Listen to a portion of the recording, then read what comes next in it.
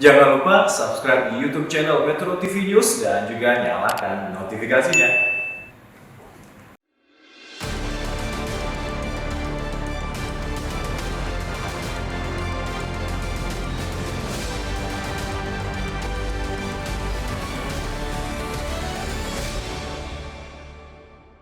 Dipersembahkan oleh Luwak White Coffee.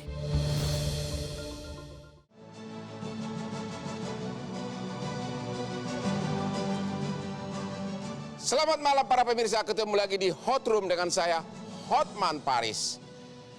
Masyarakat mengucapkan terima kasih kepada Bapak Kapolri dan Kepolisian RI atas keberaniannya membuka ke publik bahwa yang memerintahkan penembakan terhadap almarhum Brigadir J adalah Bapak Irjen Pol Sambo. Yang menjadi pertanyaan sampai sekarang adalah apa motivasi terjadinya penembakan tersebut. Satu-satunya pejabat yang sudah memberikan indikasi adalah Bapak Menko Polhukam yang menyatakan bahwa motivasinya terkait dengan hal sensitif yang hanya pantas didengar oleh orang dewasa. Akhirnya publik mengkaitkannya dengan gosip selama ini seolah-olah terjadi perselingkuhan. Pertanyaannya adalah, kalau memang ada pertengkaran antara suami istri tentang perselingkuhan, apakah masuk di akal si suami memerintahkan ajudannya untuk menembak? Atau sudah tertembak sebelumnya, baru kemudian ajudannya disuruh menembak lagi untuk menghilangkan jejak? Inilah Hot Room, cerita apa di balik tersangka.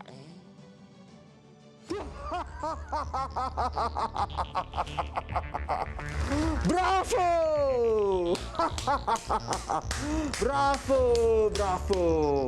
Kapolri dan jajaran kepolisian sudah dengan gagah mengungkap kasus yang selama ini terasa kelam dan gelap. Irjen Sambo tersangka. Oh, hai. Irjen Sambo bersama 3 tersangka lainnya dijatuhi hukuman mati seumur hidup atau selama-lamanya 15 sampai 20 tahun penjara.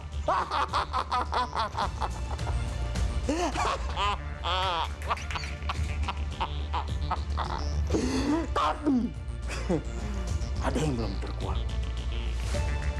Apa sebenarnya motif di balik pembunuhan Brigadir J ini? Apakah benar ada pelecehan seksual seperti yang selama ini digembar-gemborkan? Jika nantinya tidak terbukti adanya pelecehan seksual, maka nama Brigadir Nofriansyah Yosua Huta Barat harus dibersihkan.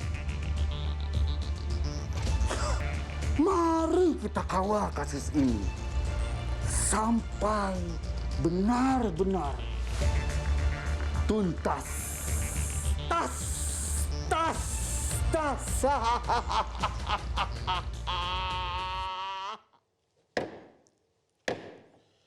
Untuk membahas topik ini, sudah hadir narasumber di studio yang akan saya sebutkan nama-namanya. 1, Bapak Kamarudin Simajuntak, kuasa hukum keluarga Brigadir Joshua Huta Barat.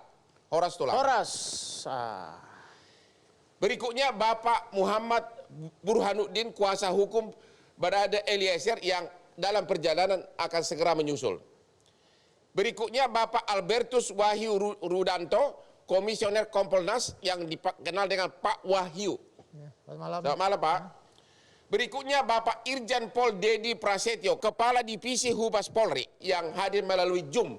Selamat malam, Pak Dedi. Selamat malam, Hotman. Berikutnya Bapak Hasto Atmojo Suroyo, Ketua Lembaga Perlindungan Saksi dan Korban melalui Zoom. Selamat malam, Pak Hasto. Selamat malam, Bang Hotman. Oke, sebelum saya bertanya, seperti kebiasaan Hotman, makanya selalu sukses menganalisa kasus, selalu diawali dengan minum kopi. Saraf saya langsung segar. Pak Dedi, masyarakat menunggu dan masyarakat juga berterima kasih atas keberanian kepolisian mengungkapkan fakta terbaru ke masyarakat, yaitu ternyata yang memerintahkan penembakan adalah Irjen Pol Sambo. Sekarang ini yang belum terungkap ke publik dan seluruh rakyat menunggu adalah apa motivasi penembakan tersebut. Karena tidak mungkin seseorang menembak untuk membunuh tanpa ada motivasi. Dan yang pertama mengungkap ke publik adalah Bapak Menko Polhukam yang mengatakan soal motif biar nanti diskonstruksi hukumnya karena itu sensitif. Hal sensitif yang mungkin hanya didengar oleh manusia dewasa. Pak Dedi, selama ini setelah beredar spekulasi di masyarakat bahwa yang terjadi adalah dugaan perselingkuhan. Ada yang mengatakan bahwa nyonya ada hubungan dengan ajudan, sedangkan suami ada hubungan diduga dengan seorang polwan. Dan pernyataan Menko Polhukam ini semakin menguatkan adanya spekulasi bahwa itulah motifnya. Bagaimana tanggapan dari Pak Dedi? Ya, baik. Terima kasih, Pak Hotman. Pada prinsipnya, tim sus yang dibentuk oleh Bapak Kapolri, ya sesuai dengan perintah dari Bapak Presiden, untuk membuka kasus ini secara terang-benderang, apa adanya, dan jujur. Dan tentunya hal tersebut ditindaklanjuti oleh Bapak Kapolri. Bapak Kapolri sudah menunjukkan komitmennya. Dengan pembentukan tim sus ini, tim sus sudah bekerja dengan sangat luar biasa, dan juga prinsip kehati-hatian, ketelitian, kecermatan, serta proses pembuktian secara ilmiah. Ini menjadi standar operasional prosedur dari tim sus. Oleh karenanya, untuk menjawab apa yang disampaikan oleh Bang Hotman tersebut, ya tadi saya sudah komunikasi dengan penyidik, pada prinsipnya penyidik masih mendalami tentang motif dari perbuatan penembakan yang terjadi di Duren 3. Ya, baik yang merintahkan Irjen FS dan pelakunya dari hasil pemeriksaan di BAP adalah Brigadir atau Barada RE atau Barada E. Ini semuanya masih didalami. Nanti apabila sudah selesai konstruksinya juga nanti akan diinformasikan ke masyarakat. Demikian, Bang Hotman. Pak Dedi, pada waktu tim sus atau penyidik bertanya ke Barada E, pasti Barada E menceritakan. Yang kami tanya hanya apa pernyataan Barada E ke tim sus maupun ke penyidik tentang penyebab terjadinya keributan hari itu. Hanya ini belum tentu fakta yang benar, tapi kan karena Polri sudah berani menyatakan bahwa Barada E sudah mengaku, pasti Barada E pasti juga mengaku apa motivasinya. Mungkin Bapak bisa kasih nggak sedikit clue-nya? Kalau masalah itu saya tidak berani menyampaikan, Pak Hotman, karena saya menyampaikan tentunya berdasarkan fakta yang disampaikan oleh penyidik kepada saya. Karena sampai dengan hal ini penyidik masih menyampaikan bahwa semuanya masih berproses. Ya, pemeriksaan terhadap Ibu PS juga masih berproses, kemudian pendalaman kepada para saksi juga masih berproses, termasuk pemeriksaan tambahan terhadap Irjen FSS juga masih berproses. Ini kan masih berproses semua, Bang Hotman. Belum bisa disampaikan apabila nanti sudah selesai, baru mungkin bisa diinformasikan lebih lanjut, Bang Hotman. Karena Bapak juga sebagai seorang senior polisi, kalau seorang suami istri bertengkar, apakah masuk di akal si Irjen Pol ini menyuruh ajudannya nembak, atau sudah tertembak terlebih dahulu, sudah menembak lebih dahulu, baru kemudian si ajudan ini disuruh nembak untuk menghilangkan jejak? Kira-kira analisa dari segi seorang Bapak polisi senior bagaimana? Ya, sekali lagi, Hotman, tentunya ini bagian daripada materi penyidikan yang masih didalami oleh penyidik, Hotman. Jadi kita tidak mau mendahului berandai-andai, biar penyidik bekerja dulu, Bang Hotman, sesuai dengan proses pembuktian secara ilmiah. Penyidik juga melakukan pemeriksaan terhadap saksi-saksi maupun menetapkan tersangka yang langsung berada di TKP. Baik itu Brigadir RR termasuk saudara Oke, K. Gitu, Bang Hotman. satu lagi pertanyaan. Kalau ternyata pelecehan seksual yang diadukan oleh si nyonya adalah laporan palsu, rekayasa. Ya. apakah terbuka kemungkinan bahwa Nyonya pun akan juga jadi tersangka dalam peristiwa penembakan tersebut karena ada di lokasi pada saat itu? Ya, betul Bang Hotman. Jadi untuk kerja dari tim sus ini kan ada dua ya Bang Hotman. Satu, Itsus mendalami tentang hal tersebut, yang termasuk nanti tentang motif. Dari Itsus tersebut, dari hasil pendalaman Itsus, apabila nanti ada unsur pidananya, maka akan dilimpahkan kepada Bareskrim. Bareskrim lah yang nanti memiliki kompetensi untuk melakukan penyidikan terkait fakta-fakta hukum yang ditemukan di TKP maupun pemeriksaan para saksi dan proses pembuktian ilmiah yang didapat oleh tim sus. Begitu Mbak. Apakah kepolisian RI nanti akan bersedia membersihkan nama dari Brigadir J apabila terbukti tidak ada pelecehan seksual?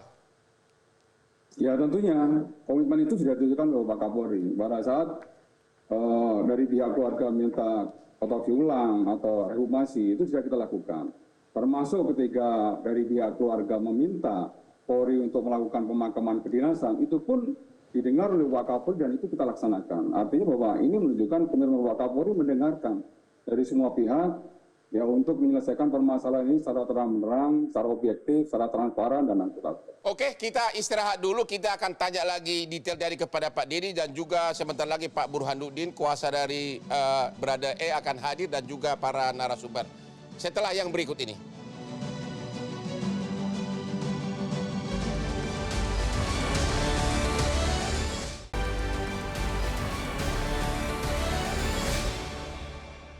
Dipersembahkan oleh Luwak White Coffee.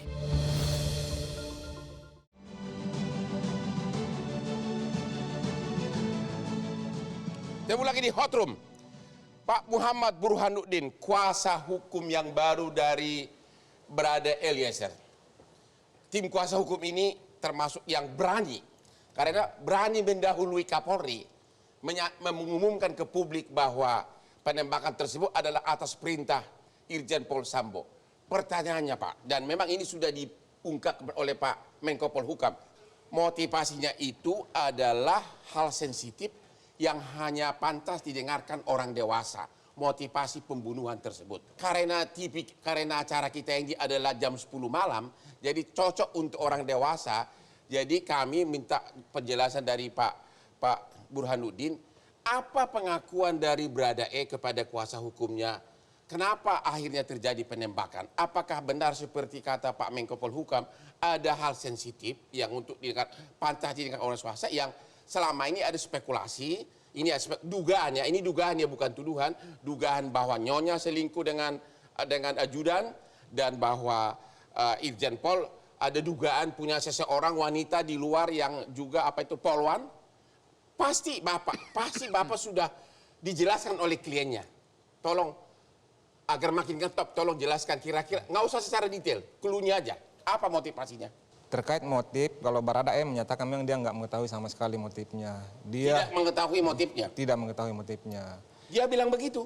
Iya, dia hanya disuruh perintah tembak itu aja ininya. Apa yang sebenarnya yang terjadi untuk disuruh menembak ini, dia nggak tahu sama sekali.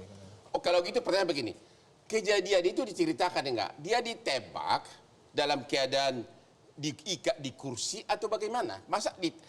Apakah didahului dengan, pasti dia mendengar ada pertengkaran dong.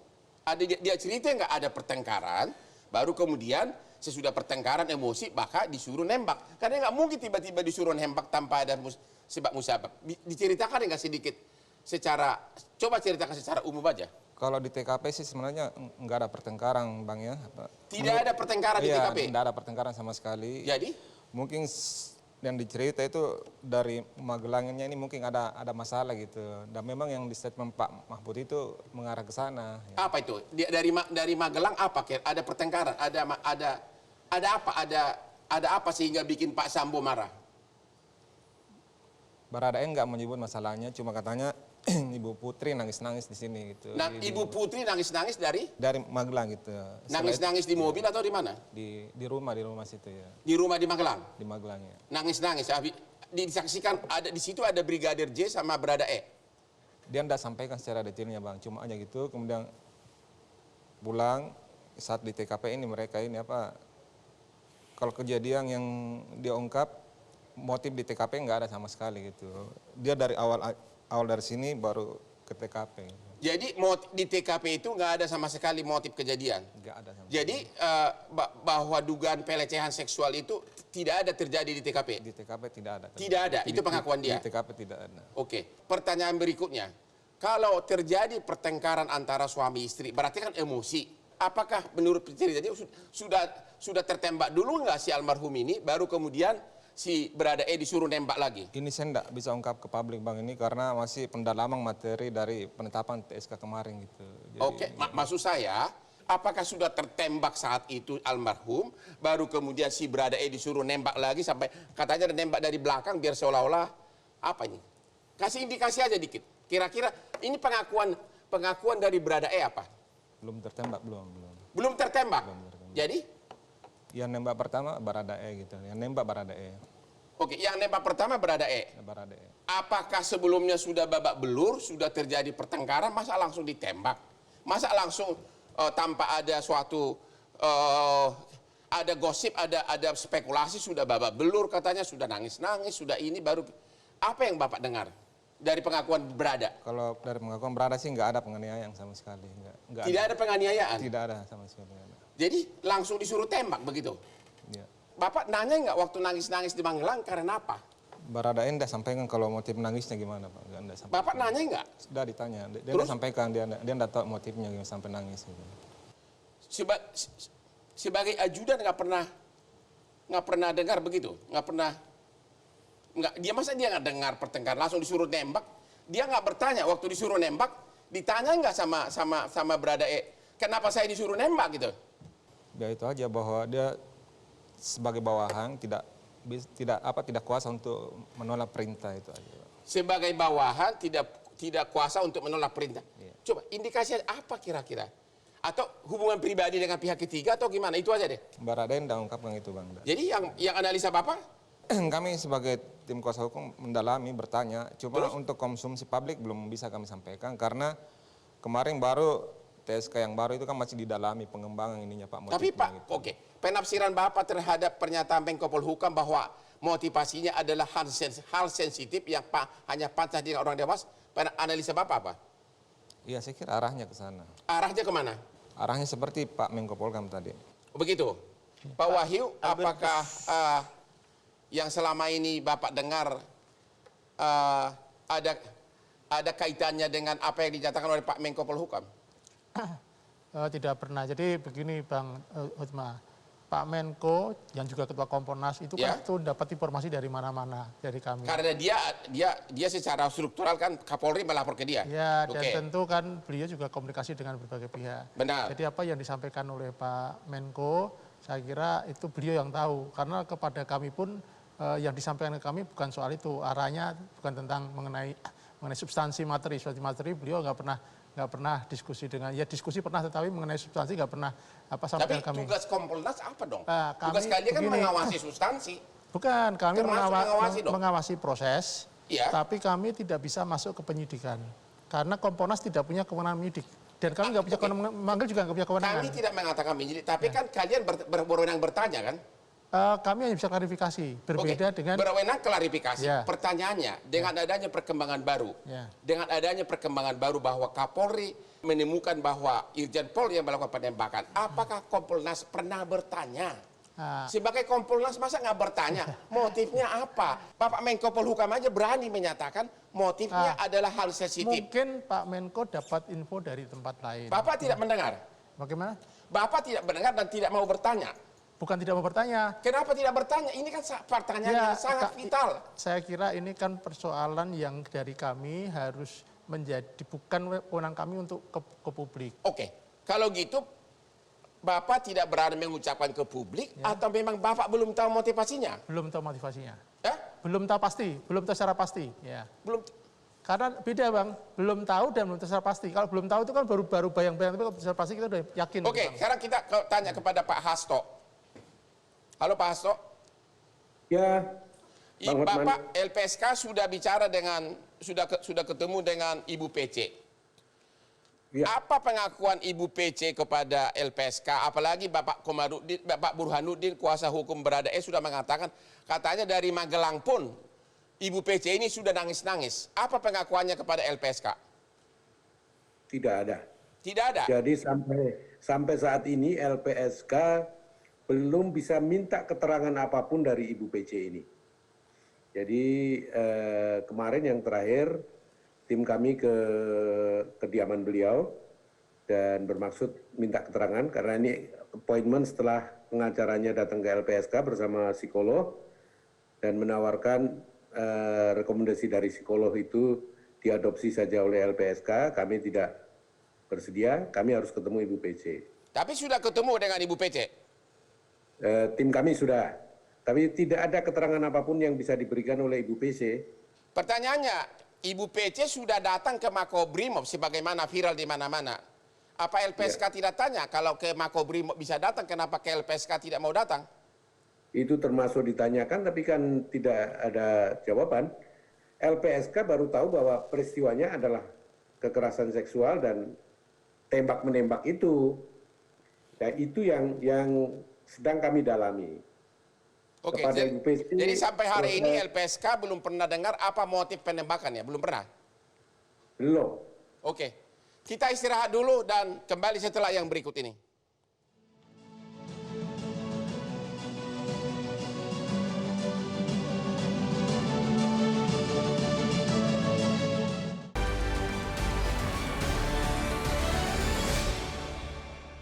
Dipersembahkan oleh Luwak White Coffee.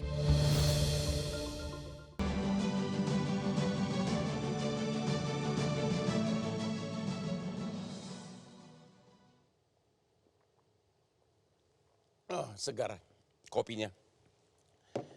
Kamarudin Simajuntak, Siap. pengacara dari almarhum Brigadir J. Ya. Menko Polhukam memberikan indikasi motivasi penembakan adalah Konten dewasa. konten dewasa. Kalau konten dewasa, orang pasti menduga ya berarti ada hubungan asmara. Ya. Oke. Kemudian tadi Pak Burhanuddin, pengacara dari Baradae mengatakan sejak di Magelang sudah nyonya ini sudah nangis-nangis. Ada pertengkaran. Ada pertengkaran. Iya. Oke. Itu dulu. Jadi menurut Anda motivasinya apa? Ini adalah dendam. Dendam sama siapa? Dendam daripada pelaku kepada almarhum. Dendamnya itu begini. Jadi tanggal 21 Juni ada pengancaman. Ya. Sampai beres saya atau anak klien saya almarhum Nopriansa Joshua Huta Barat itu mengadu kepada kekasih, menangis-nangis, meminta perpisahan, meminta maaf, dan meminta supaya dicarikan pria lain untuk menikahi dia karena dia akan dibantai. Karena apa nangis-nangis? Karena dia perpisahan kepada kekasihnya bahwa dia akan dibunuh. Itu Karena apa dia mau dibunuh? Karena ada orang yang membunuh dia itu sekuat lama. Motivasinya belum tahu. Motivasinya sudah. Motivasinya Yaitu itu apa? Pertama iri diantara ini dua motivasi ini. Ya. Sekuat lama itu dendam iri hati kepada almarhum ini karena ini anak yang lebih disayang.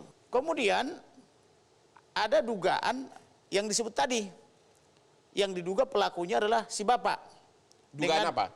Dugaan ada perempuan lain yang diisukan cantik-cantik itu. Yang katanya poluan. Entah siapa lah itu. Nah, Oke.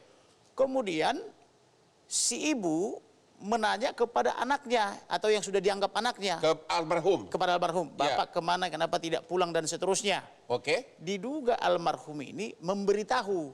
Bapak pergi ke sana, kan begitu. Makanya tidak pulang, kan begitu. Oke. Disebutkanlah satu tempat dengan si Nona atau siapalah ini, kan gitu. Ya, yang poluan cantik. Si cantik lah dulu kita Ya. sebut. Nah, maka ketika mereka berangkat tanggal 2 bersama-sama ke Magelang, Ya.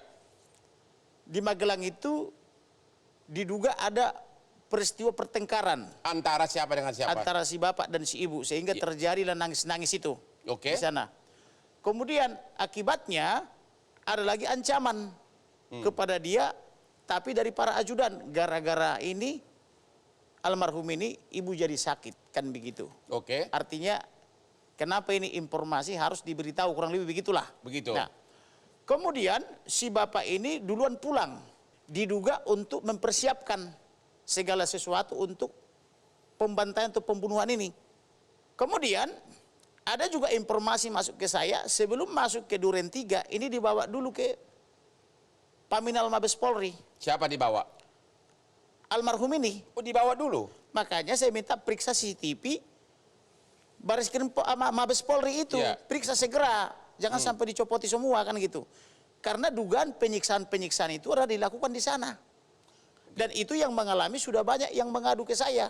Bahkan di sana disebut itu ada minuman keras, tiap sore minum minuman keras, nembak sana nembak sini kan begitu. Di Paminal itu kan begitu ya. Kemudian di sana juga ada alat-alat diduga untuk penyiksaan-penyiksaan seperti mematahkan jari-jari dan sebagainya. Dan itu juga dialami oleh polisi-polisi lain yang mengadu ke saya kan begitu. Jadi Anda apa dugaan Anda kenapa almarhum dibawa ke kantor Paminal untuk disiksa, Mabes Polri? untuk disiksa. Untuk Makanya mengaku apa? ada, ya artinya apakah kau yang memberitahu itu kepada si Nyonya. ibu, si nyonya kan begitu. Karena Memberitahu ada hubungan khusus, dugaan hubungan asmara dengan betul. si cewek Polwan. Nah, jadi dia disiksa untuk mendapatkan pengakuan sampai semua membuka handphonenya. Itu makanya handphonenya itu sejak 1625 Ya. itu masih read, sejak itu sudah dimatikan semua. Oke. Gitu. Sebentar. Ya. Pak Dedi, Jadi bilang dulu supaya langsung disita itu Pak Dedi, ada pernyataan dari Pak Kamarudin, kuasa hukum Brigadir J, katanya sebelum ditembak almarhum ini dibawa dulu ke kantor Paminal Propam Mabes Polri. Apa itu benar? diduga dibawa. Diduga dibawa. Dari hasil keterangan para saksi yang sudah dimintain keterangan, termasuk yang 31 orang yang sudah dimintain keterangan oleh Itsus, tidak ada yang mengarah ke sana. Tidak ada. Dan semua CCTV yang ada di Mabes Polri saat ini sudah disita oleh penyidik, termasuk oleh Itsus, dan masih dalam proses analisis oleh laboratorium forensik. Dan perlu saya sampaikan juga, Mbak Rotma, memang dari hasil analisa otopsi awal, saya hanya meneruskan apa yang disampaikan oleh kedokteran forensik ya, karena memang mereka yang lebih berkompetensi. Ya, saya hanya mengutip bahwa semua luka yang ada di tubuh Brigadir Yosua adalah luka tembak. Dan itu juga diketemukan proyektil yang ada di tubuh Yosua sudah diangkat, dan itu adalah dari senjata jenis Glock 17. Ini keterangan sementara yang bisa saya sampaikan dari hasil pemeriksaan para saksi dan juga dari hasil otopsi awal yang disampaikan oleh kedokteran forensik, dan tentunya nanti akan dikuatkan lagi dari hasil otopsi yang kedua oleh Dr. Ade ya, dari Perhimpunan Kedokteran Forensik Indonesia. Jadi biar kita betul-betul jernih menyampaikan sesuai dengan fakta dan proses pembuktian secara ilmiah, Bang Hotma. Terima kasih Pak Dedi. Terima kasih. Pak Kamarudin, saya bertanya lagi. Iya. Tadi Pak Dedi bicara soal hasil autopsi. Katanya hasil itu adalah murni hasil penembakan. Siapa bilang? Sebentar dulu, makanya saya tanya. Sementara di autopsi kedua, dua saksi saudara yang juga adalah dokter menyatakan banyak luka lain di luar penembakan. Apa tanggapan Bapak terhadap pernyataan Pak Dedi?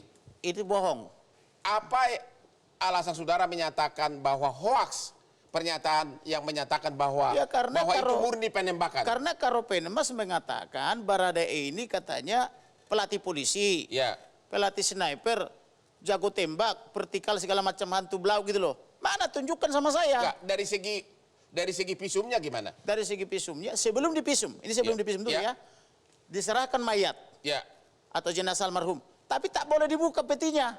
Kami sebagai tulang punya kepentingan secara adat Oke. meletakkan ulos di mayatnya. Kenapa dilarang-larang dibuka? Nah, itulah yang membuat curiga, maka muncullah wanita-wanita pemberani. Ya. Wanita-wanita pemberani ini dengan dalil mau menambah formalin, Ya. maka minta izin sama polisi yang menjaga ketat peti ini nggak boleh dibuka. Maka begitu dibuka, ditemukanlah ada sayatan-sayatan di sini, ada luka di bibir, ada luka di hidung dijahit, ada luka di tangan, ada rembesan darah Dan secara kasat mata itu bukan penembakan. bukan tembakan, gitu loh. Bah, kemudian Ini Pak Dedi gimana nih Pak Dedi? ada Gimana, Bang? Pak Dedi tolong, karena dia bilang luka di sini semua kasat mata penembakan. Saya kan Gimana Pak Dedi? menyampaikan dari hasil keterangan dari kedokteran forensik. Ya, dari pihak Bang Komarudin, itu kan menurut pendapatnya dia sendiri, Pak Hotma. Ya, Jadi tapi mari Bapak yang sama-sama kita menerangkan. bersabar, menunggu dari hasil otopsi yang kedua.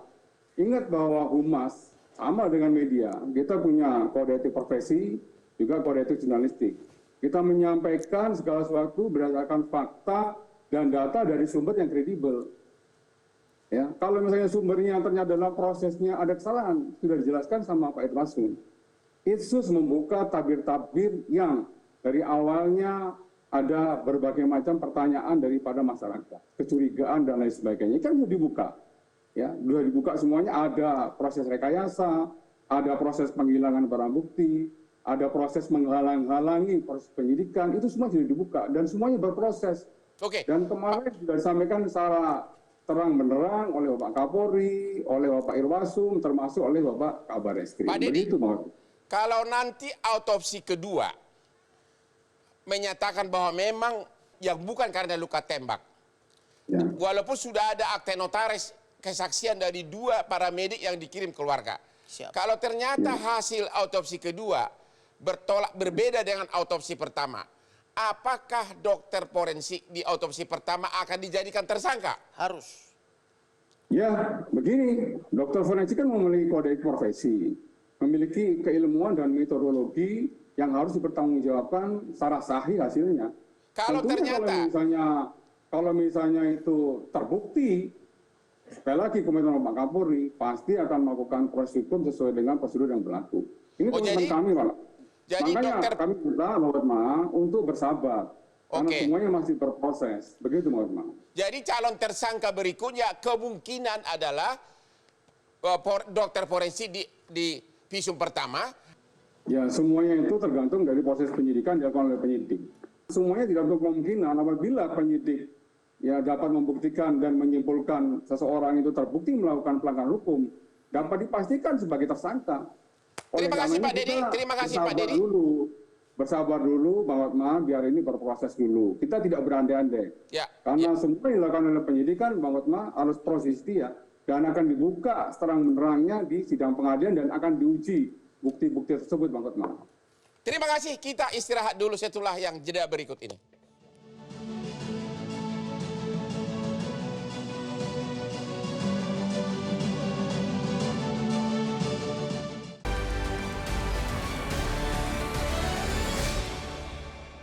Dipersembahkan oleh Luwak White Coffee.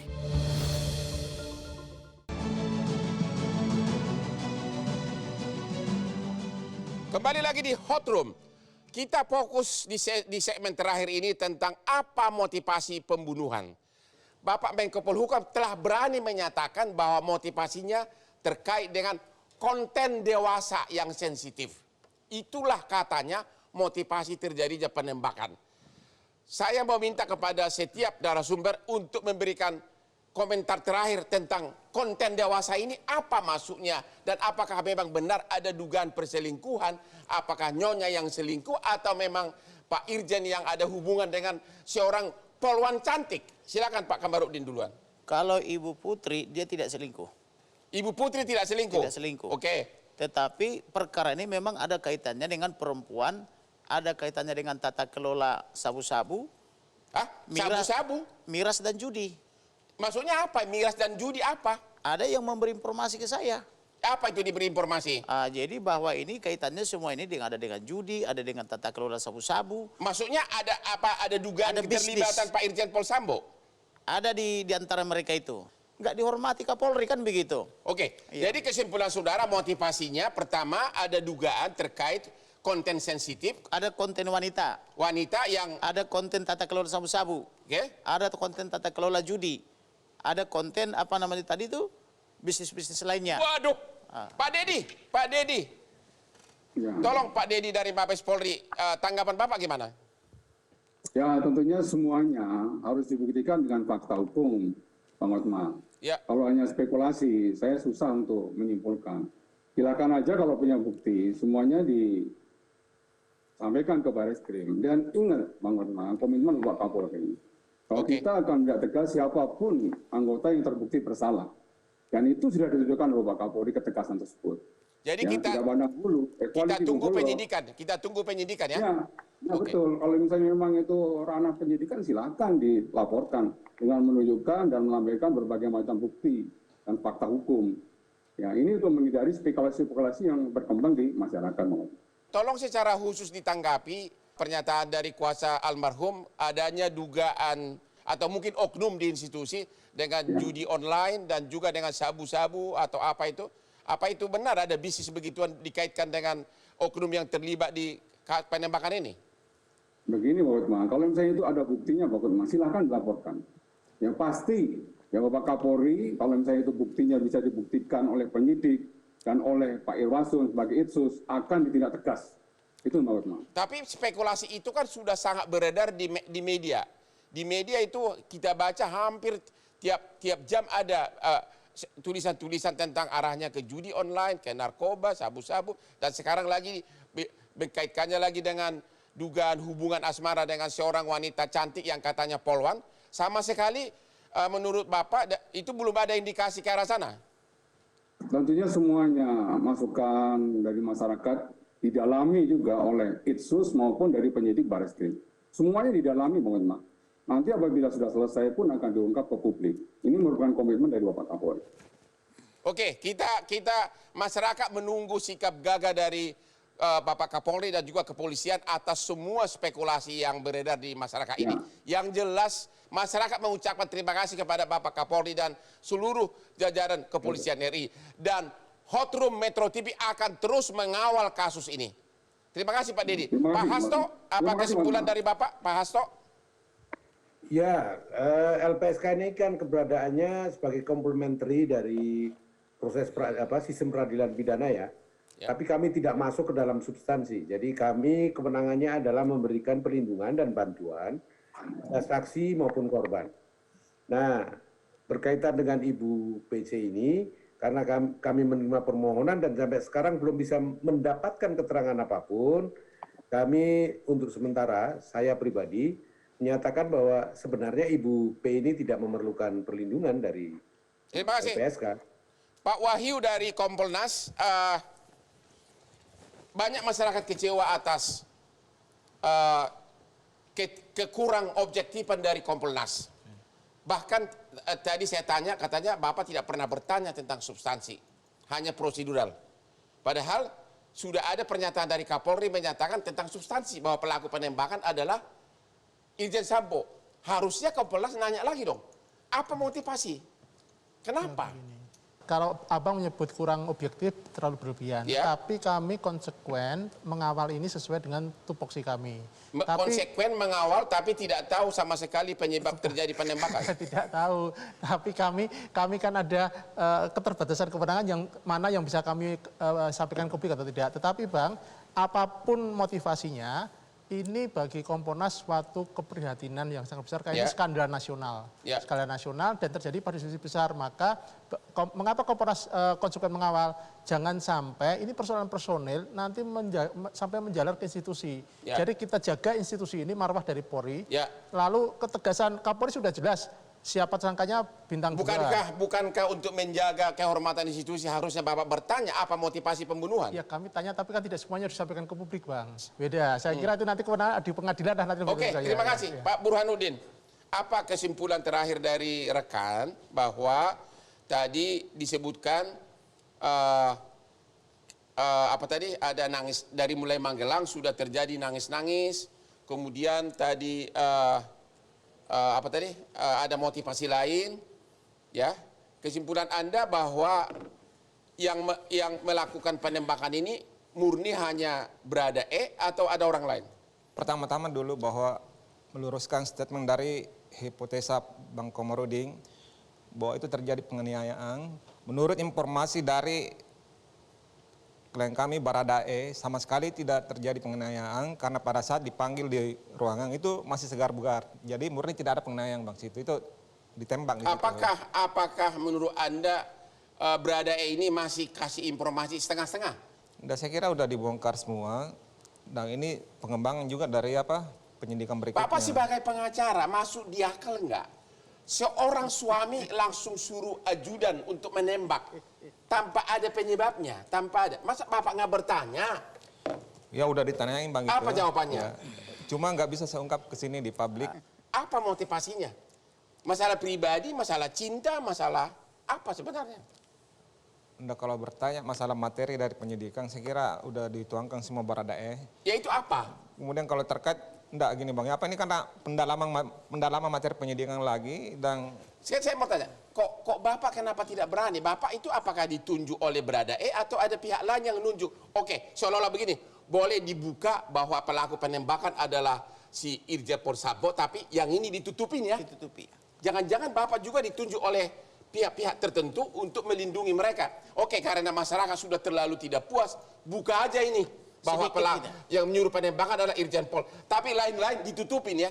Karena kalau saya kan pengacara 36 tahun, tidak mungkin saya tidak bertanya kepada klien, kenapa lu tembak? Bapak ini demi reputasi pengacara Bapak, Pak. Jadi ada motivasi pribadi.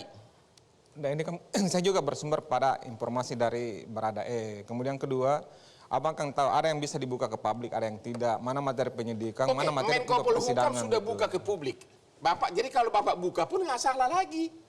Atau gini aja deh, Bapak berani nggak menyatakan ini yes, inilah penyebabnya gitu. Nah, jadi kemarin pemberitaan juga di media massa. Tolong dulu jawab, benar nggak ini? Atau apakah Pak Menko Polhukam ngarang-ngarang doang biar terkenal? Atau Bapak yang tidak punya nyali?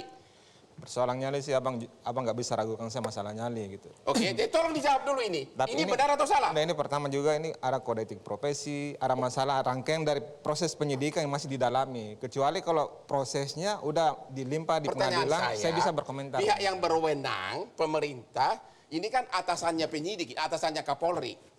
Ini kan koordinator Menko Polhukam kan membawahi Kapolri. Sudah menyatakan, ini pasti dari Kapolri dan dia lapor ke Presiden. Ini benar ya?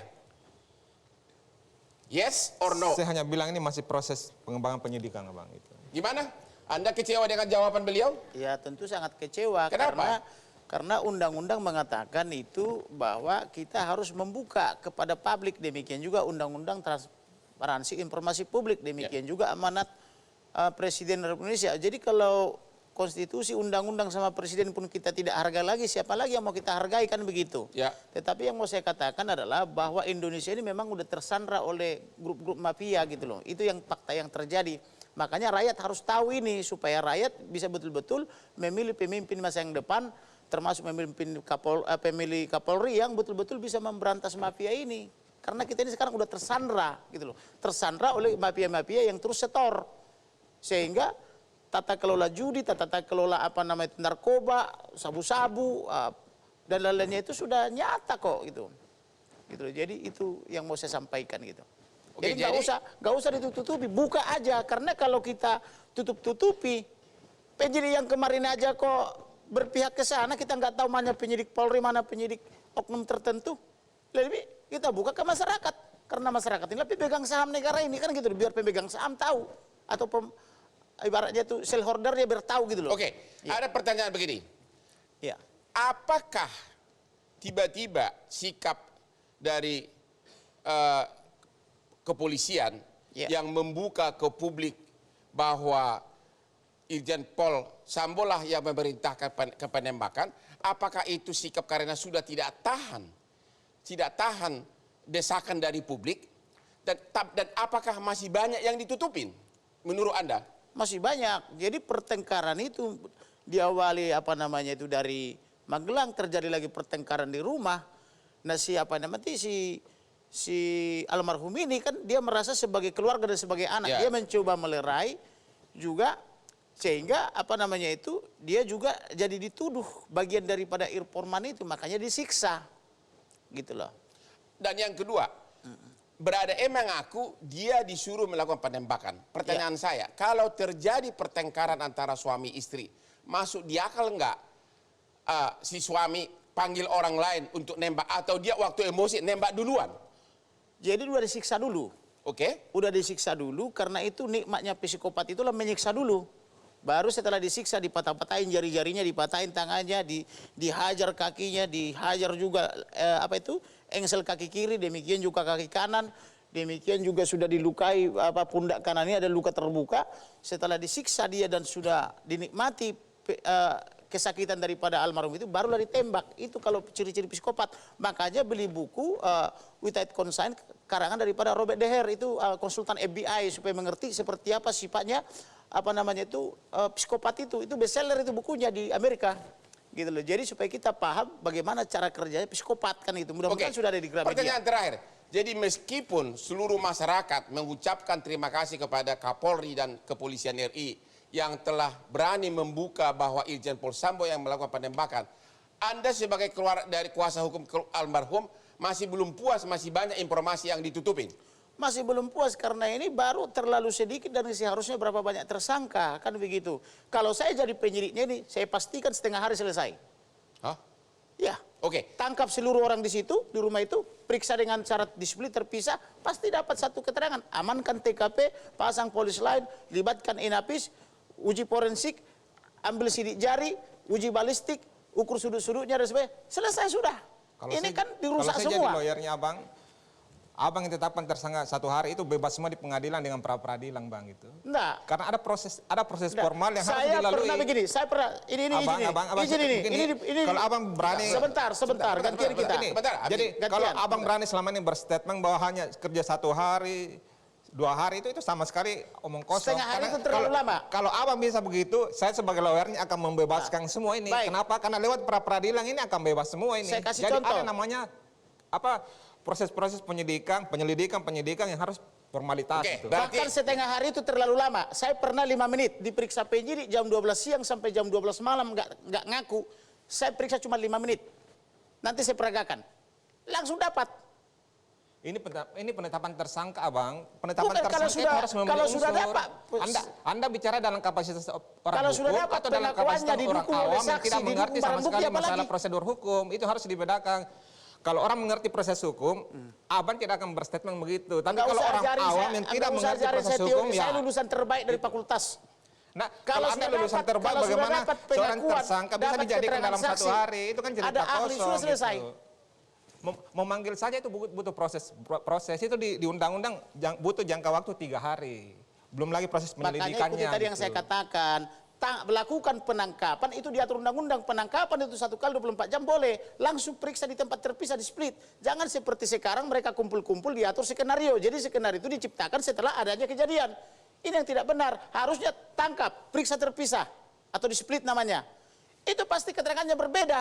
Saya kira proses hukumnya udah jalan, Abang, ya apa? Saya kira dari proses laporan Abang yang di tanggal 17 itu kemudian di penetapan tersangka di Agustus ini luar biasa cepatnya, hanya butuh proses 2 minggu ini udah 4 TS kalau gini. Nah ini case-nya, anggaplah ini sebenarnya awalnya ini case-nya tidak ada saksi.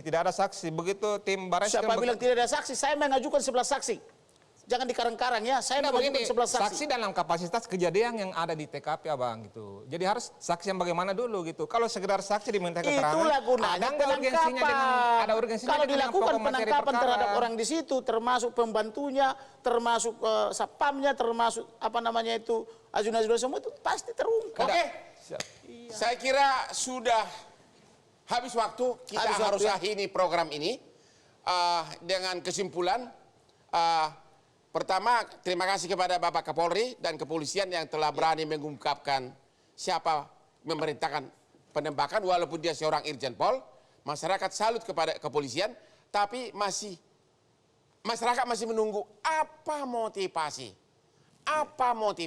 Karena tidak mungkin ada pembunuhan tanpa ada motivasi. Demikianlah kesimpulan dari Hot Room ini. Terima kasih kepada semua narasumber. Dan jangan lupa menonton Hot Room yang hot-hot di Metro TV setiap hari Rabu jam 22 malam.